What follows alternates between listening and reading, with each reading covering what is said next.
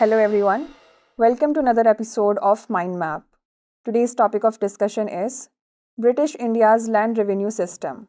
First we will discuss what is land revenue system.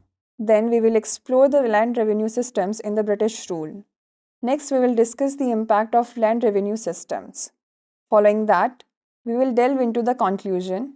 At last, we will discuss the practice question. First, let's start with the introduction.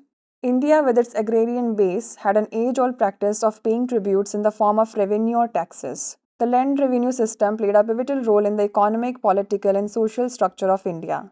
Various dynasties and rulers, including the Mughals and the British, introduced their own systems, shaping agrarian relations and administrative mechanisms. These revenue systems not only served as the primary source of government income but also became instruments of control and dominance. It's vital to understand these systems to grasp the complexities of Indian agrarian society and its evolution. The British, seeking to maximize their revenue and control, introduced various systems, radically transforming Indian agrarian society. Now let us discuss revenue systems in the British rule. Hastings system. Corruption of the company's employees contributed to the severe Bengal famine of 1769 to 70. Warren Hastings introduced the izaredari or farming system for revenue collection. Revenue collection power was given to contractors who bid the highest amount. Initially, these contracts were for 5 years but were made annual in 1777. The system led to extortion and oppression in revenue collection. Contractors focused on profit, disregarding peasant welfare. Promised amounts often exceeded the land's production capacity. The policy viewed traditional zamindars as tax collectors without property rights. Many hereditary zamindars lost their status due to this system. Corruption decreased the revenue reaching the government. The country suffered economic hardships with a decline in agriculture and exports like silk and cotton. The expected surplus from land revenue for the British was not realized. Permanent settlement. Introduced by Cornwallis in 1793 through the Permanent Settlement Act. The permanent settlement or zamindari system was introduced in Bengal, Bihar, Orissa, Banaras, and northern Madras, covering 19% of British ruled territory.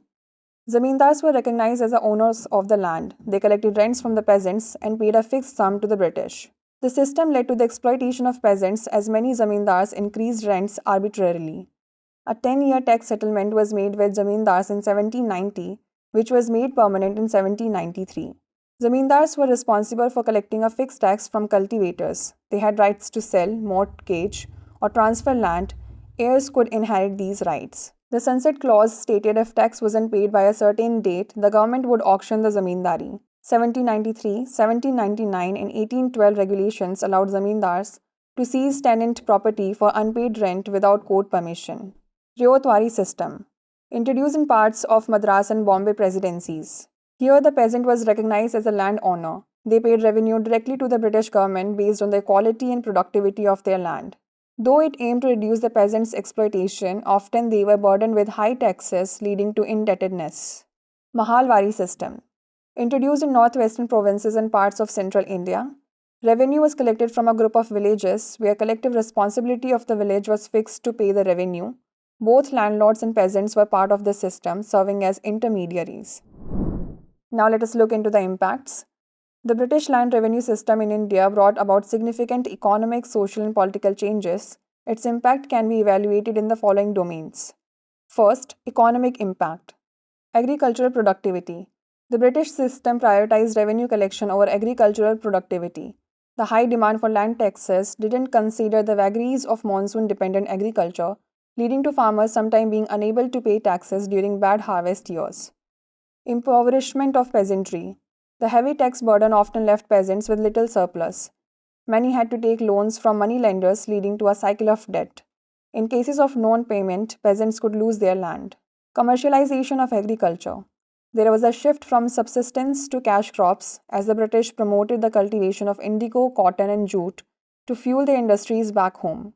While this commercialization had some benefits, it also made farmers vulnerable to global price fluctuations. Second, social impact. Emergence of new social classes. The introduction of the zamindari system, especially in Bengal, led to the creation of a new class of landlords. These zamindars were often more interested in collecting rents than in the welfare of the peasants. Rural indebtedness. Moneylenders and middlemen became powerful, often exploiting the peasants. The traditional social fabric of villages were altered as economic power dynamics shifted. Famines. The excessive emphasis on cash crops, coupled with the neglect of food crops and high land revenue demands, contributed to the occurrence of intensity of several famines in India. Third, political impact. Discontent and rebellion. The land revenue policies were a significant factor behind many revolts and rebellions, including the famous Indigo Revolt and Deccan riots. The discontent also contributed to the larger uprising of 1857. Centralization of power. Land revenue became a primary source of income for the British, centralizing economic power and control. This centralization was key to the establishment and maintenance of British rule. Legitimacy issues. Over time, the British land revenue system eroded the traditional legitimacy of local rulers and chieftains, replacing them with British appointed officials or turning them into mere revenue collectors. Fourth, ecological impact. Land degradation. Continuous cultivation, often without proper techniques for soil conservation, led to land degradation in many parts. Deforestation. The British policies also promoted deforestation for various reasons: railways, shipbuilding, and other industries. This not only had ecological consequences but also affected communities dependent on forest. Administrative changes. The British introduced a modern cadastral survey system which mapped and documented landholding patterns. This was a significant administrative shift from the Mughal and pre-Mughal periods. Now let's have a look at the conclusion. The land revenue systems, though primarily economic tools, played a significant role in shaping the social and political fabric of Indian society. While the Mughal system was more participative and integrated with the local agrarian structure, the British systems aimed at exploitation and control. The lessons from the past guide current policies to ensure equitable distribution and growth. Land reforms were initiated, including the abolition of zamindari and redistribution of land to the landless.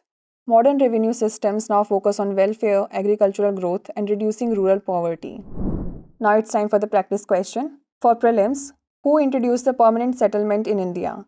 Warren Hastings, Robert Clive, Lord Cornwallis, or Lord Dalhousie? For mains, discuss the impacts of the British land revenue systems on Indian agrarian society. That's all for today's session. Stay tuned for the next episode. Thanks for watching.